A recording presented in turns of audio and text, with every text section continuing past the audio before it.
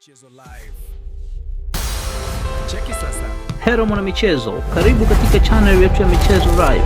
Usisahau kusubscribe, kulike, kucomment na kushare na marafiki ili waweze kupata habari zinazohusu michezo. Kiungo wa Yanga Celestin Ekwa yupo mbioni kujiunga na klabu ya JS Kabylie ya Algeria kwa mkataba wa mkopo, huku taarifa zikieleza kuwa pande hizo mbili ziko katika hatua za mwisho za kukamilisha makubaliano hayo. Inaelezwa kuwa mazungumzo yanaendelea vizuri kati ya Yanga na JS Kabylie kuhusu mkopo wa mwaka mmoja, ambapo kila kitu kimekaa sawa na kinachosubiriwa ni kukamilishwa kwa taratibu za mwisho ili dili hilo liwe rasmi. Hatua ya JS Kabylie kumfuatilia Ekwa inatajwa kuwa sehemu ya mkakati wa klabu hiyo kuimarisha kikosi chake kuelekea nusu ya pili ya msimu, hususan eneo la kiungo ambalo benchi la ufundi linaamini linahitaji kuongeza nguvu, ubunifu na uimara zaidi.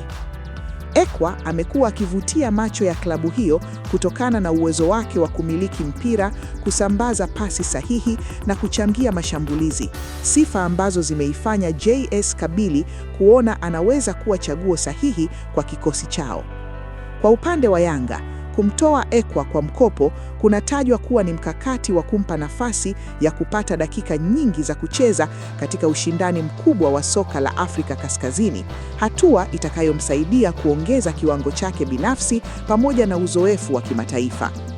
Iwapo makubaliano hayo yatakamilika kama ilivyopangwa, Ekwa ataitumikia JS Kabylie kwa msimu mmoja, huku matarajio yakiwa makubwa kuwa ataongeza ubora ndani ya kikosi hicho na kuchangia mafanikio ya klabu hiyo katika mashindano ya ndani na yale ya kimataifa.